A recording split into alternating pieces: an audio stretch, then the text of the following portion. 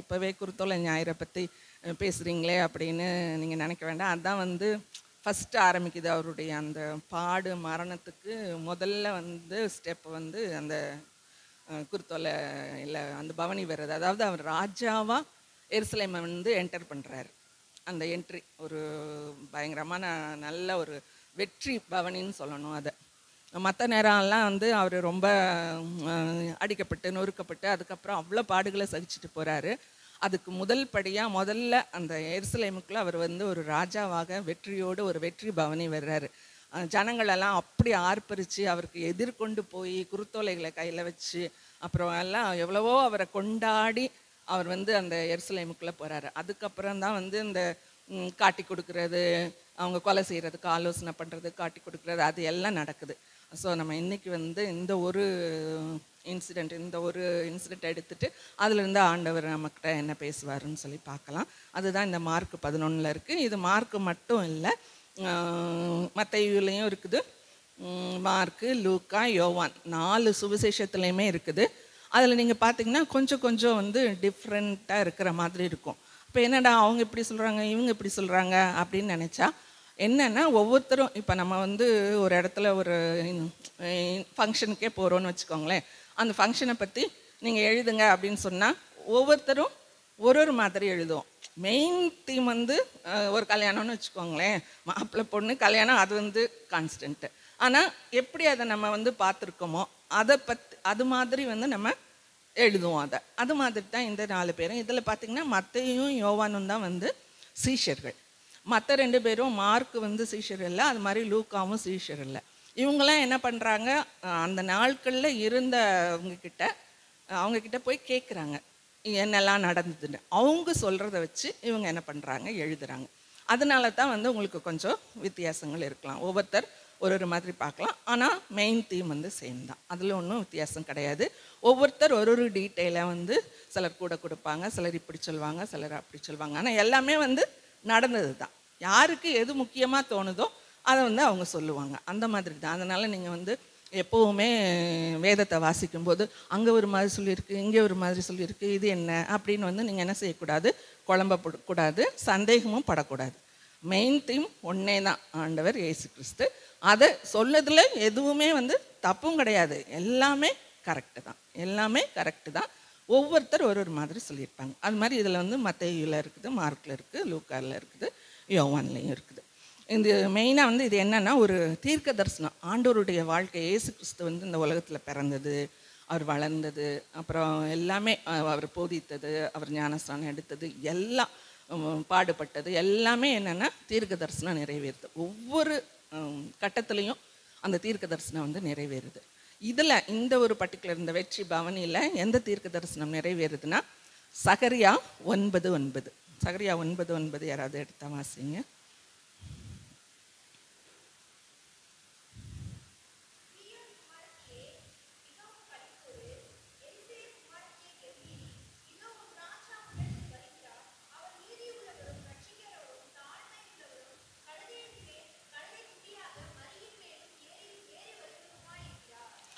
இந்த தீர்க்க தரிசனம் ஆண்டவரை எப்படி சொல்லுது, ஆண்டவர் வந்து ராஜாவாக கழுதையிலும் கழுதை குட்டியாகிய மரியின் மேலும் ஏறி உன்னிடத்துக்கு வருகிறார். சீயோனே நீ வந்து என்ன செய்யி, களி கூறு, சந்தோஷப்படு. அந்த சீயோனுன்னா எருசலேம், இஸ்ரவேலர் எல்லாத்துக்கும் வந்து சீயோன்னு சொல்லுவாங்க. ஸோ அந்த சீயோனே நீ களி கூறு, உன்னுடைய ராஜா எதில் வர்றாரு, கழுதையின் மேலும் கழுதை குட்டியாகிய மரியின் மேலும் ஏறி வருகிறார்னு. அந்த காலத்தில் வந்து ராஜாவுடைய வாகனம் என்னதுன்னா கழுதை தான். நம்ம பிற்காலங்களில் ஒவ்வொரு ராஜா ஒரு மாதிரி குதிரையில் சிலர் வருவாங்க, அப்படிலாம் வருவாங்க. ஆனால் இஸ்ரேல் தேசத்தில் இருந்த அந்த ராஜாவுடைய வாகனம் என்னன்னா அது வந்து கழுதை. நீங்கள் சாலமோனை கூட நீங்கள் பார்த்தீங்கன்னா, இவர் நம்ம தாவீது ராஜா அவனை வந்து சாலமோனை ராஜாவாக்கும்போது என்னுடைய கோவேறு கழுதையில் சாலமோனை ஏற்றி அரியணையில் கொண்டு போய் உட்கார வைங்க, அவனை அபிஷேகித்து அப்படின்னு சொல்லுவார். அதனால் ராஜாவாக வர்றது அப்படிங்கும்போது அந்த கழுதையில் ஏறி வருது. அப்போ அதுதான் அந்த தீர்க்க தரிசனம் நிறைவேறும்படியாக இந்த காரியங்கள் இங்கே நடக்குது. இதில் நம்ம வந்து மார்க்கில் உள்ளதை எடுத்துக்கிறோம். அப்பப்போ எதுவும் எக்ஸ்ட்ரா இன்ஃபர்மேஷன் வேறு இதில் இருந்ததுன்னா நம்ம அதில் இருந்தும் எடுத்து பார்க்கலாம். இதில் நமக்கு என்னென்னு அப்போது கழுதை மேலே ஏறி வர்றதுங்கிறது அது ஒரு தீர்க்க தரிசனத்தை நிறைவேறுதல். அவர் ராஜாவாக வெற்றியோடு எருசலேமுக்குள்ளே நுழையிறார். அதுக்கப்புறம் எவ்வளவோ அவர் சஃபர் பண்ணுறாரு. பட் இந்த ஒரு இன்சிடெண்ட்டில் வந்து அவர் ராஜாவாக உள்ள நுழையிறார், எருசலேமில் நுழையிறார். எந்த பக்கம் இருந்து வர்றாருன்னா பெத்தானியாவிலேருந்து வர்றார். பெத்தானியா, பெத்பகே, அதான் வந்து அந்த முதல் வசனத்தில் இருக்குது. அவர்கள் எருசலேமுக்கு சமீபமாய் சேர்ந்து ஒலிவ மலைக்கு அருகான பெத்பகே, பெத்தானியா என்னும் ஊர்களுக்கு வந்தபோது, ஸோ ஒலிவ மலைக்கு பக்கத்தில் வந்துட்டார். எருசலேம் வந்து ஒலிவ மலை பக்கத்தில் தானே இருக்குது. அந்த இடத்துக்கு வந்த உடனே தான் ஆண்டவர் என்ன அந்த கழுதையை தேடுறாரு. அந்த கழுதைக்கு என்ன சொல்கிறாரு, 2 சீஷரை பார்த்து என்ன சொல்கிறார், 2 சீஷரை பார்த்து உங்கள் எதிரே இருக்கிற கிராமத்துக்கு போங்கள். 2வது, அதாவது மார்க்கு 11 2வது வசனம். அதில் பிரவேசித்த உடனே மனுஷர் ஒருவரும் ஒரு காலும் ஏறியிராத ஒரு கழுதை குட்டி கட்டியிருக்க காண்பீர்கள். அதை அவிழ்த்து கொண்டு வாருங்கள். ஏன் இப்படி செய்கிறீர்கள் என்று ஒருவன் உங்களிடத்தில் கேட்டால் இது ஆண்டவருக்கு வேண்டும் என்று சொல்லுங்கள். உடனே அதை இவ்விடத்திற்கு அனுப்பிவிடுவான் என்று சொல்லி அவர்களை அனுப்பினார். அப்போது அந்த கழுதை குட்டி எங்கே இருக்குதுன்னு ஆண்டவருக்கு தெரியுது. என்ன, அந்த எதிர்த்த கிராமத்தில் ஒரு இடத்துல கட்டி இருக்குது அந்த கழுதை குட்டி. அதை போய் நீங்கள் எடுத்துகிட்டு வாங்க, கூட்டிகிட்டு வாங்க அப்படின்னு சொல்லி சொல்கிறாரு. ஸோ ஆண்டவருக்கு வந்து எல்லாமே தெரியும். அந்த கழுதை குட்டி அவர் அதில் தான் ஏறி போகணுன்னு அவருக்கு தெரியும். அது எங்கே இருக்குதுன்னு தெரியும். அதை வந்து சிஷ்யர்கிட்ட சொல்லி நீங்கள் அந்த இடத்துல இருந்து எடுத்துகிட்டு வாங்க அப்படின்னு சொல்லி சொல்கிறாரு. ஸோ நம்மளை பொறுத்தவரையில் இதை நமக்கு எப்படி எடுத்துக்கிடலான்னா, ஆண்டவருக்கு நம்மளை பற்றி எல்லாமே தெரியும். நம்ம எங்கே இருக்கோம், லொக்கேஷன், அதான் அந்த கிராமத்தில் அந்த இடத்துல இருக்குதுன்னு சொல்கிறாரு. அது மாதிரி நம்ம எந்த மூலையில் உலகத்தில் இருந்தாலும் ஆண்டவருக்கு நம்ம தெரியும். அவர் வந்து நம்மளை பார்க்கிறார். 139ஆம் சங்கீதத்தில் சொல்லியிருக்கோம் இல்லையா, நம்ம உட்காரதும் அவருக்கு தெரியும், எழுந்திருக்கிறதும் தெரியும், கடையாந்திரத்தில் போயிருந்தாலும் அங்கேயும் தெரியும், சமுத்திரத்தில் ஆழத்தில் இருந்தாலும் அங்கேயும் தெரியும். அதனால் நம்ம ஆண்டவருடைய கண்களுக்கு முன்பாக நம்ம ஒளிஞ்சு கொள்ளவே முடியாது. அவர்கிட்ட இருந்து போதும் ஆண்டவர், நான் எங்கேயாவது போய் ஒளிஞ்சிக்கிறேன் ஆண்டவர்கிட்ட இருந்து அப்படின்னு நம்ம எங்கேயும் போய் என்ன செய்ய முடியாது, ஒழியவே முடியாது. எங்கே இருந்தாலும் ஆண்டவருடைய கண் வந்து நம்மளை பார்க்கும். நம்ம என்ன செஞ்சிட்ருக்கோம், எங்கே இருக்கிறோம், என்ன நினைக்கிறோம், எல்லாமே தெரியும். அதான் சொல்லியிருக்குது இல்லையா, நான் நாவில் சொல் பிறவாததற்கு முன்பே அதையெல்லாம் நான் அறிந்திருக்கிறேன்னு வசனம் சொல்லுது. அது மட்டும் இல்லை, நினைவுகளை தூரத்திலிருந்து அறிகிறார். நம்ம கூடயே இருக்கிறாரு. அங்கே மேலே தூரத்தில் இருந்தாலும் அங்கே இருந்தும் நினைவுகளையும் அறிகிறார், நம்ம வார்த்தைகளையும் அறிகிறார், நம்ம எங்கே இருக்கிறோன்னு அறிகிறார், நம்ம என்ன செய்கிறோன்னு அறிகிறாரு. அவருக்கு வந்து நம்ம தெரியாதது எதுவுமே இல்லை. அந்த தெரிஞ்சுட்டு என்ன பண்ணுறாரு, அவர் சும்மா இருக்கிறாரா? நீங்கள் பாருங்கள், சங்கீதம் 38 நான் இன்றைக்கி தான் அந்த வாசித்தேன். சங்கீதம் 38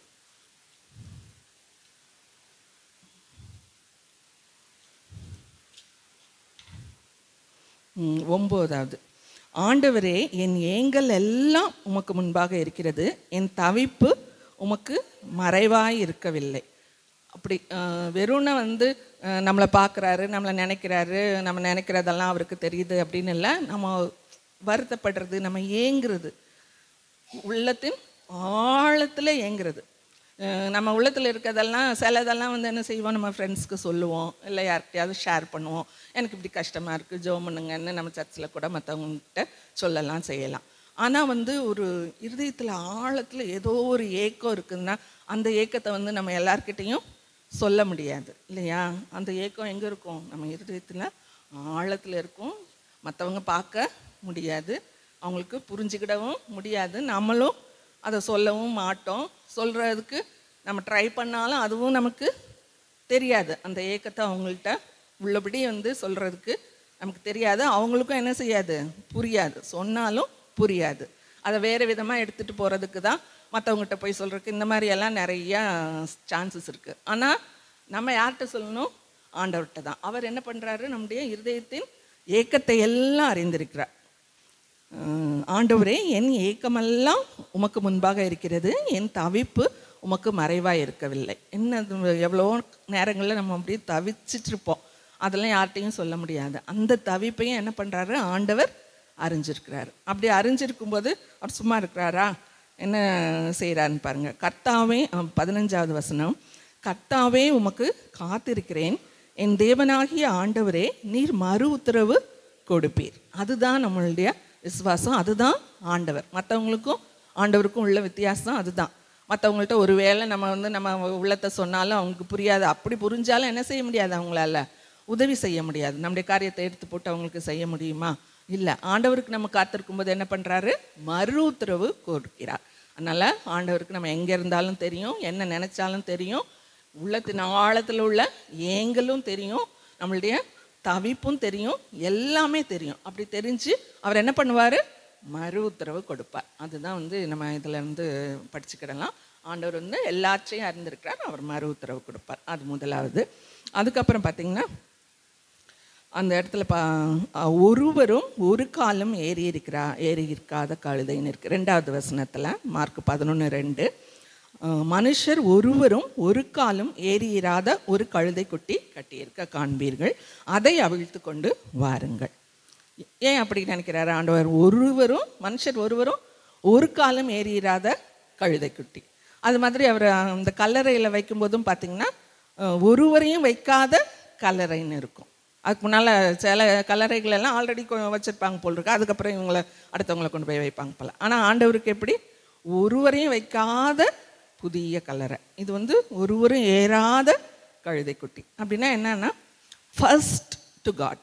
நம்மள்கிட்ட முதலிடம் நம்ம ஆண்டவருக்கு கொடுக்கணும். நம்மகிட்ட எல்லாத்தையும் நான் சில சமயங்களில் பார்த்திங்கன்னா அந்த குடும்பத்தில் ஊழியத்துக்கு ஒப்பு கொடுக்குறேன் அப்படின்னு சொல்லும்போது படிக்காத ஒரு பிள்ளையை பார்த்துட்டு இவன் ஒன்றுத்துக்கும் லாய்க்கல, ஒன்றும் படிக்கலை, ஒன்றும் இல்லை, ஆண்டவருக்கு ஊழியத்துக்கு தான் சரிப்படுவான் போல் அப்படின்னு சொல்லிட்டு சிலர் சொல்கிறத நான் கேட்டிருக்கேன். அந்த மாதிரி இல்லை நம்ம ஆண்டவர். அவருக்கு என்ன செய்யணும்? முதல் ஃபஸ்ட்டு ப்ரிஃபரன்ஸ், ஃபஸ்ட்டு திங் எதுலேயுமே முதல் ஆண்டவருக்கு. ஆண்டவர் அதை எதிர்பார்க்கிறாரா இல்லையா? நிச்சயமாக எதிர்பார்க்கிறாரு. எப்படின்னா, இஸ்ரவேலர் எகிப்திலேருந்து அடிமைத்தனத்துலேருந்து கிளம்பும்போது என்ன பண்ணுறாரு? அவர் எகிப்தியருடைய முதற் பலனான முதற் பிறந்தவங்களை எல்லாம் சங்கரிக்கிறார். அப்புறம் என்ன சொல்கிறாரு? உங்ககிட்ட இருக்கிற எல்லா முதற் பலனும், அதாவது ஃபஸ்ட்டு பிறந்த மனுஷர், அதுக்கப்புறம் மிருகங்கள் எல்லாமே ஆண்டவருக்கு. அது மாதிரி விளைச்சலில் நீங்கள் பார்த்தீங்கன்னா அதுலேயும் ஃபர்ஸ்ட் ஆண்டவருக்கு முதல் பலன். அது இதுவாக இருக்கலாம், தானியமாக இருக்கலாம், கதிர்கட்டுகளாக இருக்கலாம், இதெல்லாமே என்னது? ஆண்டவருக்கு. ஸோ எப்போவுமே ஃபர்ஸ்ட் ஆண்டவருக்கு. நம்ம எப்போவும் முதலிடம் ஆண்டவருக்கு கொடுக்கணும்.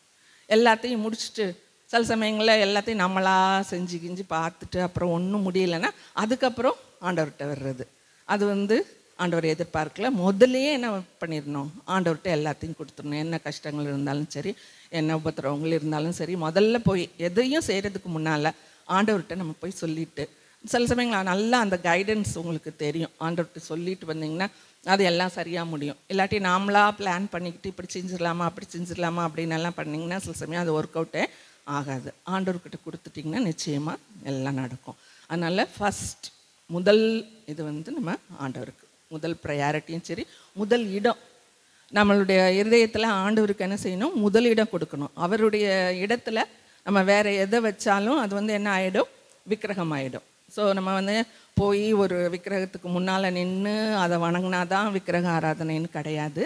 நம்மளுடைய மனசில் ஆண்டவருக்கு கொடுக்க வேண்டிய இடத்துல வேறு எதை வச்சாலும், பொருள் ஆசையாக இருக்கலாம், பொருள் ஆசைன்னு கூட இல்லை, அந்த பணம், அதை முதல்ல, இல்லைன்னா கேரியர், இல்லைன்னா நம்மளுடைய ஸ்பவுஸ், கணவருக்கு மனைவி, அப்புறம் பிள்ளைங்களுக்கு முதலிடம் கொடுத்துட்டு ஜெபம் பண்ணாமல் இருக்கோமா, பைபிள் வாசிக்காமல் இருக்கோமா, அவங்கள பார்த்து எல்லாம் எல்லாம் பண்ணிட்டு நம்ம ஆண்டவரை விட்டு விலகி இருக்கோமா, என்ன செய்கிறோம்?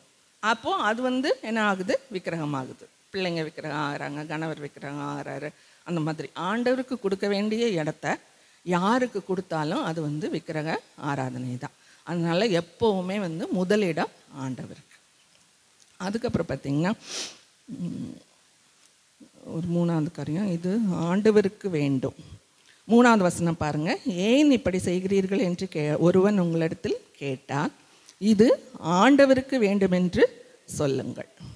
ஸோ நம்மக்கிட்டையும் ஆண்டவர் சில காரியங்களை எதிர்பார்க்கிறார், அவருக்கு கொடுக்கணும்னு. ஆண்டவருக்கு வேண்டும், அது உங்கள் ஒவ்வொருத்தருக்கு தான் தெரியும். ஆண்டவருக்கு கொடுக்க வேண்டியதை நீங்கள் எங்கே ஒழிச்சு வச்சுருக்கீங்க?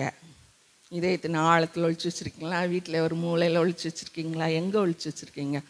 ஆண்டவருக்கு எல்லாம் கொடுக்கணும். ஆண்டவர் சில காரியங்களை வேணும்னு கேட்பார், நம்மளுக்கு இது மூலமாக உணர்த்துவார், பிரசங்கத்தின் மூலமாக ஐயா பாஸ்டர் ஐயா பேசுகிறாங்க, அந்த பேசும்போது உணர்த்துறது, அப்புறம் நம்ம பைபிள் படிக்கும்போது உணர்த்துறது, இல்லை நம்ம ஜெபம் பண்ணிக்கிட்டு இருக்கும்போது நமக்கு அந்த எண்ணம் வரும், இது வந்து எனக்கு கொடு அப்படின்னு சொல்லி, ஆண்டவருக்கு வேணும், எனக்கு வேணும்ப்பா இது அப்படின்னு கேட்டால், அப்போ தான் வந்து நமக்கு என்ன செய்ய முடியாது, கொடுக்க முடியாது. எங்கேயாவது கொண்டு போய் ஒழிச்சு வச்சிடுறது. இந்த சின்ன பிள்ளைங்கிட்ட கேட்டு பாருங்க, வச்சுருப்பாங்க, பொம்மை வச்சுருப்பாங்க, தாமா அப்படின்னா அப்படி ஒழிச்சு வச்சுக்குவாங்க. அந்த மாதிரி நம்மளும் நிறையா தடவை பண்ணுறோம். ஆண்டவர் வந்து நம்மளுடைய வாழ்க்கையில் இதை கொடு, எனக்கு டைம் கொடு, என் கூட வந்து கூட கொஞ்சம் நேரம் ப்ரேயர் பண்ணு, இன்னும் கொஞ்சம் பைபிள் வாசி, நீ என்னுடைய சமூகத்தில் காத்துரு, நீ இப்போ அதை போய் சொல்லு, ஆலயத்துக்கு கடந்து போ, கேர்சல் மீட்டிங்க்கு கடந்து போ. இதெல்லாம் வந்து ஆண்டவர் நம்முடைய டைமிங்ஸை வேணும்னு கேட்குறாரு. அப்படி வேணும்னு கேட்கும்போது நம்ம வந்து அப்புறம் பார்த்துக்கலாம் அப்படின்னு சொல்லி வச்சிட்டோன்னா அப்புறம் அவர் வந்து பவனி வர்றது வந்து கஷ்டம். அதனால் ஆண்டவர் வந்து எப்போ வேணும்னு கேட்குறாரோ, எதை வேணும்னு கேட்குறாரோ அதை வந்து என்ன செய்யணும், நம்ம ஆண்டவருக்கு கொடுத்துடணும். ஆண்டவருக்கு வேணும்னு சொன்னது. அதுக்கப்புறம் பார்த்திங்கன்னா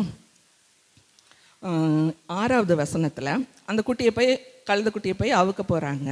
அப்போ வந்து அவங்க என்ன அவுக்குறீங்கன்னு கேட்டாங்க. ஆண்டவர் சொன்ன மாதிரியே நடக்குது. அப்போது இயேசு கற்பித்தபடியே அவர்களுக்கு உத்தரவு சொன்னார்கள். அப்பொழுது அவர்களை போகவிட்டார்கள். அதனால் ஆண்டவர் சொன்னபடியே செஞ்சாங்க. அந்த கானா ஊர் கல்யாணத்துலேயும் அந்த வேலைக்காரர்கிட்ட என்ன சொன்னாங்க, நீங்கள் வந்து இந்த தண்ணியை நிரப்புங்கன்னு சொன்னாங்க. அவர் என்ன சொல்கிறாரோ அதன்படி செய்யுங்கள்னு மரியாள் சொல்லிட்டு போயிட்டாங்க அந்த வேலைக்காரர்கிட்ட. அவங்க வந்து சொன்னபடி செஞ்சாங்க. அது மாதிரி நம்ம வாழ்க்கையிலும் என்ன பண்ணணும், ஆண்டவர் என்ன சொல்லியிருக்காரோ அதை வந்து நம்ம செய்யணும். அவர் வந்து கற்பித்தபடியே எப்படி என்ன கற்பிக்கிறாரு, வேதத்தில் வந்து நமக்கு எல்லாம் எழுதி வச்சுருக்கிறாரு, இதை செய்யணும் அதை செய்யணும் எல்லாம் சொல்லி எழுதி வச்சுருக்கிறாரு. அதெல்லாம் வந்து ஆண்டவர் கற்பிக்கிறது. அது மாதிரி பிரசங்கங்களை கேட்கும்போது அதை ஆண்டவர் கற்பிக்கிறது. ஆண்டவர் நமக்கு என்னெல்லாம் கற்பிக்கிறாரோ, எப்படி வந்து ஸ்கூலில் வந்து சொல்லி கொடுக்குறத பிள்ளைங்க வந்து கேட்குறாங்க இல்லையா, அவங்க வந்து பாடம் சொல்லி கொடுத்துட்டு அப்புறம் அதில் ஹோம்ஒர்க் கொடுக்குறாங்க, அதில் கேள்வி கேட்குறாங்க, அது அவங்களுக்கு புரிஞ்சிருக்கான்னு பார்க்குறாங்க. அது மாதிரி நம்மளுக்கும் வந்து அந்த டெஸ்ட்லாம் வைக்கிறாங்க. அதே மாதிரி தான் இங்கேயும் நமக்கு வந்து ஆண்டவர் வந்து சொல்லி கொடுப்பாரு வேதத்தை வாசிக்கும்போது. அப்புறம் அதை செய்கிறோமான்னு பார்ப்பாரு. அதுக்கப்புறம் அதில் டெஸ்ட்டும் வைப்பார். அதுலேயும் நம்ம என்ன செய்யணும், கரெக்டாக நம்ம வந்து கற்றுக்கொண்டிருந்தோமானால் அதில் வந்து நிச்சயமாக நம்ம ஜெயம் பெறுவோம். ஆண்டவர் வைக்கிற அந்த டெஸ்ட்லேயும் நம்ம வந்து ஜெயம் பெறுவோம். அதனால் ஆண்டவர் கற்பிக்கிறத அப்படியே நம்ம வந்து பின்பற்றணும்.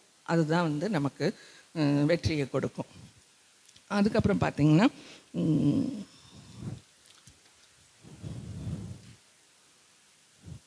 7வது வசனத்தில் அவர்கள் அந்த குட்டியை இயேசுவினிடத்தில் கொண்டு வந்து அதன் மேல் தங்கள் வஸ்திரங்களை போட்டார்கள்.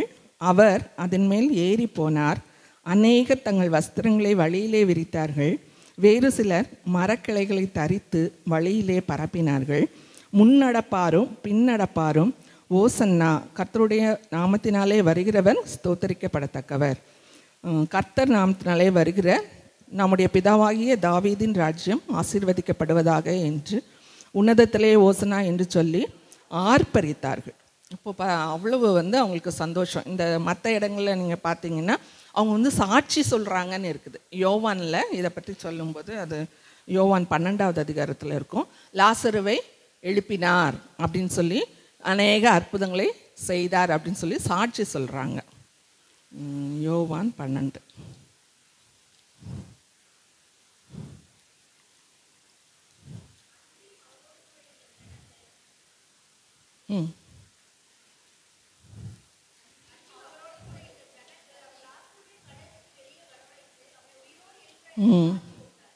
சாட்சி கொடுக்குறாங்க. அது மாதிரி மத்தேயுவில் பார்த்தீங்கன்னா அவர் வந்து சுகமாக்குறாரு. அது அப்போ கூட அந்த நேரத்தில் கூட வந்து சுகமாக்குறாரு. சுகமானவங்களாம் இவர் வந்து அற்புதங்களை செஞ்சாருன்னு அங்கேயும் சொல்கிறாங்க. அதே மாதிரி லூக்காலையும் பார்த்தீங்கன்னா அவர் வந்து அற்புதங்களை எல்லாம் செஞ்சார் அப்படின்னு சொல்லி எல்லாரும் சொல்கிறாங்க. அது மட்டும் இல்லை, இந்த யோவானில் பார்த்தீங்கன்னா அவங்க என்ன பண்ணுறாங்களாம், எதிர்கொண்டு வர்றாங்க. எல்லாம் விரிச்சு எல்லாம் பண்ணி குருத்தோலையெல்லாம் எடுத்துக்கிட்டு, யோவானில் தான் அந்த குருத்தோலையை பற்றி இருக்குது, மற்ற சுவிசேஷங்களில் குருத்தோலை பற்றி இல்லை. குருத்தோலையை எடுத்துக்கிட்டு என்ன பண்ணுறாங்களாம், எதிர்கொண்டு வர்றாங்க. அதுக்கப்புறம் என்ன பண்ணுறாங்க, முன் நடக்கிறாங்க, பின் நடக்கிறாங்க. எல்லாரும் வந்து ஆர்ப்பரிக்கிறாங்க. அப்படி ஒரு சத்தம் போட்டு அவ்வளோ சந்தோஷம் அவங்களுக்கு. ராஜா வருகிறார், ராஜா வருகிறார். ஏன்னா வந்து இஸ்ரவேலர் வந்து ராஜாவுக்காகத்தான் என்ன பண்ணியிருந்தாங்க, காத்துக்கிட்டு இருந்தாங்க. அவங்களுக்கு அந்த மேசியா வந்து பாடுபடணும், உயிரை கொடுப்பாரு, உயிரோடு எழுந்திருப்பாரு, இந்த இதெல்லாம் பற்றி எந்த எண்ணமும் அவங்களுக்கு இல்லை. எவ்வளவோ அற்புதங்களை பார்த்தாங்க. அப்படின்னா கூட வந்து அவர் மேசியான்றதை யாருமே உணர்ந்து கொள்ளலை. ஈவன் இப்போ கூட இந்த இடத்துல ஆண்டவர் வந்து யோவானில் பார்த்தீங்கன்னா மனுஷகுமாரன் உயர்த்தப்பட வேண்டும் அப்படின்னு சொல்லும்போது அந்த மனுஷகுமாரன் யாருன்னு இந்த ஜனங்கள் கேட்பாங்க. இப்போ தான் வந்து அவரை அவ்வளோ புகழ்ந்திருப்பாங்க, சாட்சியெல்லாம் சொல்லியிருப்பாங்க, எல்லாம் பண்ணியிருப்பாங்க. அதுக்கப்புறம் நீங்கள் யார் அப்படின்னு சொல்லி கேட்பாங்க. அவங்களுக்கு அந்த ஒரு இது இல்லை. ஆனால் இந்த பர்டிகுலர் நேரத்தில் அவரை ராஜாவாக நினச்சிக்கிட்டு அவங்க எல்லாரும் அவ்வளோ தூரம் என்ன செய்கிறாங்க, ஆர்ப்பரிக்கிறாங்க, சந்தோஷப்படுறாங்க, சாட்சி சொல்கிறாங்க. எல்லாத்துக்கிட்டையும் இவர் அற்புதம் செஞ்சார், இவர் வந்து தீர்க்கதரிசி. சிலர் கேட்குறாங்க யார் இவருன்னு. ஏன்னா அந்த நேரத்தில் பார்த்தீங்கன்னா பஸ்கா பண்டிகைக்கு முன்னால் ஒரு 6 நாளைக்கு முன்னால் தான் இந்த இன்சிடெண்ட் வந்து நடக்குது. அதனால் அப்போவே வந்து எருசலேமுக்கு வெளியில் இருந்தெல்லாம் இஸ்ரவேலர் என்ன பண்ணுறாங்க, வந்துடுறாங்க. அந்த சுத்திகரிப்புக்காக முன்னாலே வந்துடுவாங்களாம். பஸ்கா பண்டிகைனா அன்னைக்கு மட்டும் வர மாட்டாங்க, அதுக்கு முன்னாலே அவங்க எல்லாம் வந்துடுவாங்க. அந்த மாதிரி வந்தவங்களுக்கு இவங்கெல்லாம் சொல்கிறாங்க, இவங்க பார்த்தவங்கெல்லாம் சொல்கிறாங்க, சாட்சி சொல்கிறாங்க, இவர் அற்புதம் பண்ணார். ஏன்னா அவங்களாம் விசாரித்து கேட்குறாங்க, எதுக்கு எல்லாரும் இவர் பின்னால் போகிறாங்க, இவர் யார் அப்படின்னு சொல்லி கேட்கும்போது இவங்க வந்து அவங்க பெற்றுக்கொண்ட அற்புதம், அவர் என்னென்னலாம் செஞ்சார், மரித்தோரை எழுப்பினார், எல்லாம் வந்து சொல்லி சாட்சி சொல்லி அப்போ எல்லாருமா சேர்ந்து என்ன பண்ணுறாங்க, ஆர்ப்பரிக்கிறாங்க. அது மட்டும் இல்லை, சின்ன பிள்ளைங்க கூட என்ன பண்ணாங்களாம், ஆர்ப்பரித்தாங்களாம், மகிழ்ச்சியாக ஆரவாரித்தாங்களாம். அது வந்து மத்தேயுவில் இருக்குது. அந்த சின்ன பிள்ளைங்க வந்து எல்லாரும் ஆர்ப்பரிக்கிறாங்க, பெரியவங்களும் என்ன செய்கிறாங்க, ஆர்ப்பரிக்கிறாங்க. எல்லாரும் வந்து ரொம்ப களி கூறுகிறாங்க, களி கூர்ந்து அப்படி கம்பீரித்து ஆர்ப்பரிக்கிறாங்க. அந்த அளவுக்கு வந்து அவர் ராஜாவை என்ன செய்கிறாங்க, பவனியாக அழைச்சிட்டு வர்றாங்க. அந்த கழுதையில் முன்னால் வந்து மரக்கலைகளை எல்லாம் தரித்து போடுறாங்க, வஸ்திரங்களை விரிக்கிறாங்க, எல்லாம் எதிர்கொண்டு ஓசன்னா ஓசன்னான்னு சொல்லி பாடி அவரை வந்து என்ன அழைச்சிட்டு போகிறாங்க. அப்படி பவனி, அதுதான் வந்து வெற்றியின் பவனி என்ட்ரு பண்ணுறாரு எருசலேமில் ஆண்டவர். அந்த கழுதையின் மேலே ராஜாவா அவர் வந்து வராரு. எல்லாரும் அதை குறித்து சந்தோஷப்பட்டு சாட்சி சொல்லி எல்லாம் பண்ணுறாங்க. எல்லாம் பண்ணி அவர் வந்து வந்துட்டுருக்கும்போது இந்த இவங்க என்ன பண்ணுறாங்க, பரிசேயர்கள். அந்த யோவான் 12 பாருங்கள், அது மத்தேயுலையும் இருக்குது, லூக்காலையும் இருக்குது, யோவான்லையும் இருக்குது. மத்தேயுல என்ன எப்படி இருக்கும் அப்படின்னா, அந்த பிள்ளைங்கள்லாம் வந்து சின்ன பிள்ளைங்கள்லாம் என்ன செய்கிறாங்க, ஆர்ப்பரித்து வரும்போது வந்து என்ன அவங்க என்ன பண்ணுவாங்களாம், கோபம் அடைவாங்களாம். பரிசேயர் என்ன பண்ணுவாங்க, கோபம் அடைஞ்சு நீங்கள் இதை பார்க்கலையா அப்படின்னு சொல்லி ஆண்டவர்கிட்ட கேட்குறாங்க. அப்போ அவர் என்ன சொல்கிறாரு, நீங்கள் வந்து வாசிக்கலையா, குழந்தைகள் பாலகர் வாயினால் துதி உண்டு பண்ணுவார் அப்படின்ற வசனத்தை நீங்கள் வாசிக்கலையா அப்படின்னு சொல்லி கேட்பார். அது பரிசேயருடைய ரியாக்ஷன் நம்ம பார்க்குறோம். ஒன்று வந்து என்ன பண்ணுறாங்க, அவங்க கோபம் அடைஞ்சு அந்த பிள்ளைக இது பண்ணதுக்கு சொல்கிறாங்க. அப்புறம் இன்னொரு இடத்துல பார்த்தா, உங்கள் சீஷரை என்ன செய்யுங்க, அதட்டுங்க, என்ன இப்படி சத்தம் போடுறாங்க அப்படின்னு சொல்கிறாங்க. அப்போது வந்து ஆண்டவர் என்ன சொல்கிறாரு, இவர்கள் கூப்பிடாவிட்டால் கல்லுகள் கூப்பிடும், இவர்கள் கூப்பிடாவிட்டால் என்ன செய்யும், கல்லுகள் கூப்பிடும் அப்படின்னு சொல்லி சொல்கிறாரு. ஆண்டவர் வந்து அந்த அவங்களுடைய ஆர்ப்பரிப்பு, அவங்களுடைய சந்தோஷம், அவங்களுடைய சாட்சியெல்லாம் ஏற்றுக்கொள்கிறாரு. ஆனால் வந்து பரிசேயருக்கு அதை என்ன செய்ய முடியலை, ஏற்றுக்கொள்ள முடியல. அதனால் அவங்களுக்கு வந்து கோபம் வருது, அவங்க திட்டுறாங்க. அதுக்கப்புறம் இந்த 12 யோவான் 12 அதிகாரத்தை பார்த்தீங்கன்னா ரொம்பவே 12 அதிகாரம் 19வது வசனம்.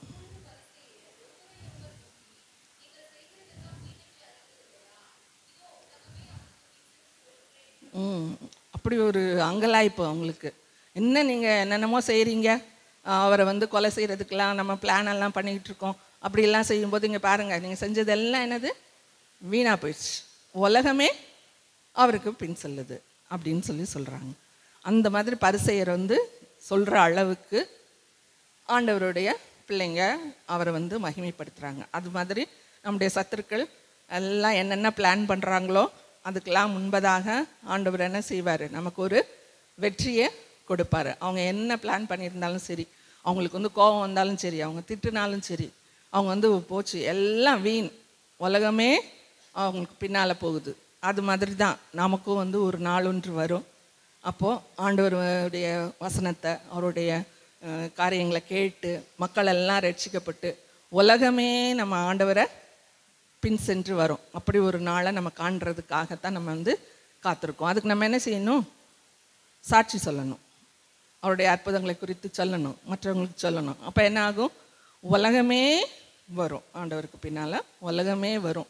அப்படி ஒரு நாள் அந்த எழுப்புதலின் நாள் வந்து நமக்கு கட்டாயம் வரணும். அப்போ முதல்ல இருந்து யோசிச்சோன்னா என்னது, ஆண்டவருக்கு எல்லாம் தெரியும், நம்ம எங்கே இருக்கிறோன்னு தெரியும், நம்ம என்ன நினைக்கிறோம் தெரியும், நம்ம என்ன அங்கலாய்க்கிறோம் தெரியும், நம்மளுடைய ஏங்கலெல்லாம் தெரியும், நம்மளுடைய தவிப்பும் தெரியும். எல்லாம் தெரிஞ்சுட்டு அவர் என்ன செய்வார்? மறு உத்தரவு கொடுப்பார். நம்ம என்ன செய்யணும்? காத்திருக்கணும். எல்லாத்தையும் ஆண்டவர்கிட்ட சொல்லிட்டு காத்திருக்கணும். அவர் என்ன செய்வார்? மறு உத்தரவு கொடுப்பார். அது ஒன்று. அதுக்கப்புறம் ஆண்டவருக்கு முதலிடம் கொடுக்கணும். எதுனாலும் ஆண்டவருக்கு முதலிடம். ஏன்னா ஒரு காலும் ஒருவரும் ஏறிடாத கழுதை, அது மாதிரி ஒரு காலும் யாரும் வைக்கப்பட்டுறாத கல்லறை, எதுவுமே வந்து ஆண்டவருக்கு நம்மளுடைய ஃபர்ஸ்ட் அதை வந்து ஆண்டவருக்கு கொடுத்துடணும். அப்புறம் அவர் சொன்னபடி, அவர் கற்பித்தபடி நம்ம செய்யணும். எப்படியெல்லாம் கற்பித்திருக்கிறாரு ஆண்டவர், நம்ம கூட என்னெல்லாம் சொல்கிறாரு, அந்த கற்பித்தது படியெல்லாம் நம்ம செய்யணும். அதுக்கப்புறம் அவருக்கு சாட்சி சொல்லணும், அற்புதங்களை பார்த்ததெல்லாம் சொல்லணும், எல்லாம் பண்ணணும். அப்போது நம்முடைய சத்துருக்களுக்கு முன்பாக ஆண்டவர் என்ன செய்வார்? வெற்றி தருவார். ஸோ இந்த இடத்துல ஆண்டவர் வந்து வெற்றி பவனி வர்றார் எருசலேமை நோக்கி.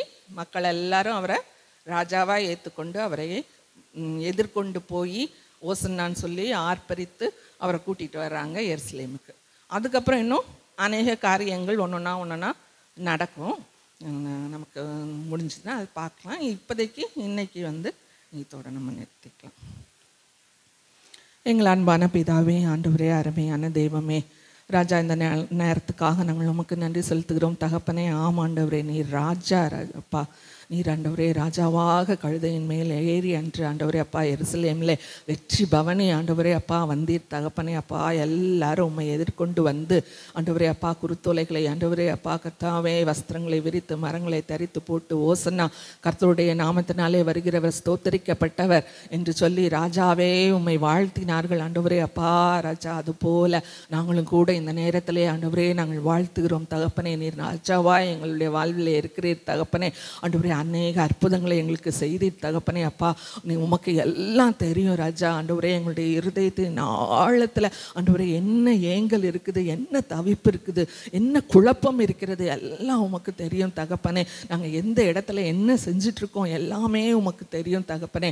அதையெல்லாம் ஆண்டவரே நாங்கள் உம்மிடத்திலே சொல்லிவிட்டு ஆண்டவரே உமக்கு காத்திருக்கும் போது நீர் மறு உத்தரவு கொடுக்கிற தேவனாய் இருக்கிறீர் கர்த்தாவே. நாங்கள் உமக்கு நன்றி செலுத்துகிறோம், நன்றி செலுத்துகிறோம் அப்பா. எங்களுடைய வாழ்க்கையின் எல்லா காரியங்களையும் அறிந்த தேவனே அப்பா, எங்களை வழி நடத்துங்கப்பா, வழி நடத்துங்கப்பா. எங்களுக்கு மறு உத்தரவு கொடுங்கப்பா, எங்களுக்கு மறு உத்தரவு கொடுங்கப்பா. ஆண்டவரே எங்களுடைய ஏக்கத்தை எல்லாம் மாற்றுங்கப்பா, எங்களுடைய குழப்பத்தை எல்லாம் மாற்றுங்க தகப்பனே. ஆண்டவரே எங்களுடைய தவிப்பெல்லாம் மாற்றி போடுங்க தகப்பனே. ஆண்டவரே நாங்கள் உண்மையை ஸ்தோத்தரிக்கிறோம்.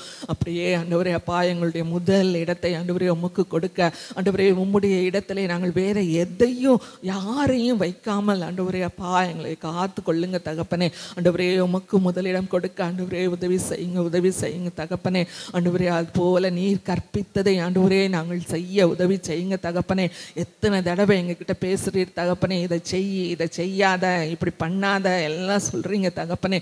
ஆண்டவரே அந்த சொன்னதெல்லாம் நாங்கள் கேட்கணுமே தகப்பனே, எங்கள் செவியை சாய்த்து கேட்கணுமே ஆண்டவரே அப்பா. ராஜா கத்தாவே செவிட்டு விரியனை போல எங்கள் காதுகளை அடைக்கக்கூடாது ராஜா.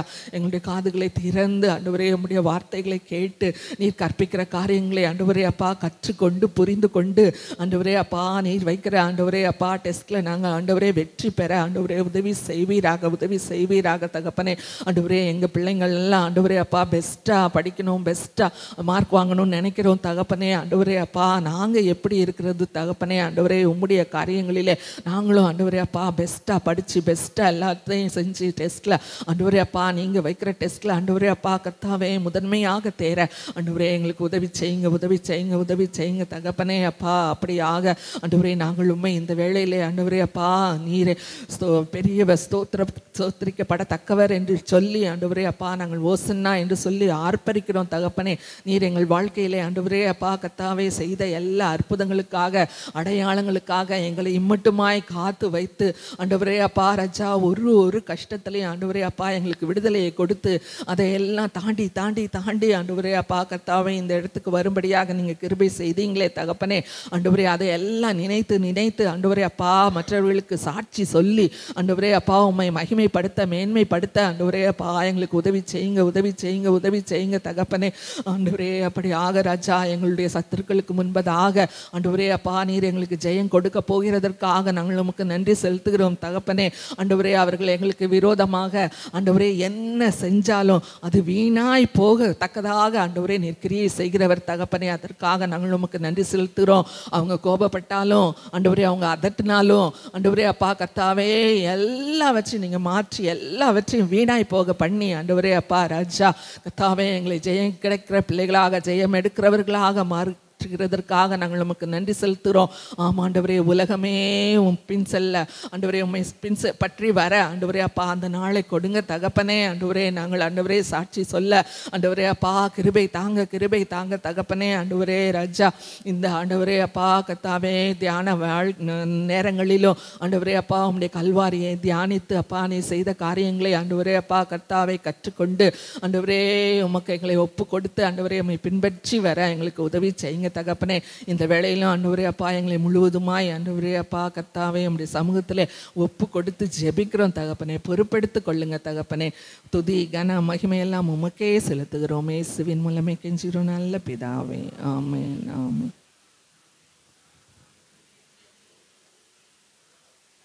ஸ்தோத்திரி என் ஆத்மாவே கர்த்தரை ஸ்தோத்திரி, கர்த்தர் செய்த சகல உபகாரங்களை மறவாதே. அந்த எல்லாருக்கும் கர்த்தருடைய நாமத்தினாலே வாழ்த்துக்கள். 40 நாள் உபவாச ஜெபம் தொடரும். எனக்கு மாதிரி போயிடாதீங்க, அந்த ஜெபத்தில் கலந்து கொண்டு